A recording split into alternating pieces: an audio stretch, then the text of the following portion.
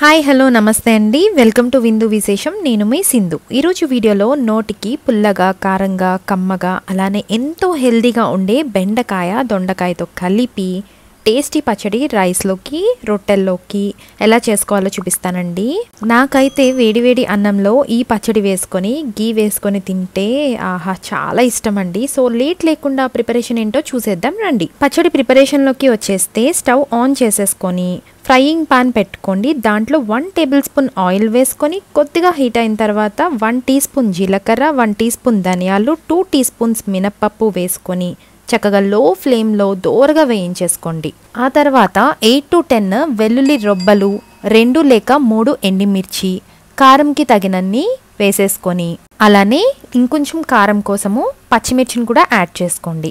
లేదు మీకు పూర్తిగా పచ్చిమిర్చి ఫ్లేవరే కావాలి అంటే ఎండుమిర్చి స్కిప్ చేసేసి కూడా వేసుకోవచ్చండి. అలానే ఒక ఎర్రటిది బాగా పండిన టమాటోని ముక్కలుగా కట్ చేసేసుకొని వేసుకొని 4 బెండకాయ ముక్కలు కట్ చేసి వేసుకొని అన్ని దొండకాయ ముక్కలు చిన్న నిమ్మపండు సైజ్ అంతా తొడుములు ఈనలు తీసేసిన చింతపండుని కూడా వేసుకోండి. ఇప్పుడు ఇవన్నీ కూడా ఒక్క నిమిషం ఫ్రై చేసేసి లిడ్ క్లోజ్ చేసి పెట్టుకోండి. ఇలా లిడ్ క్లోజ్ చేసి మీడియం ఫ్లేమ్లో ఒక 10 minutes మగ్గనివ్వాలండి.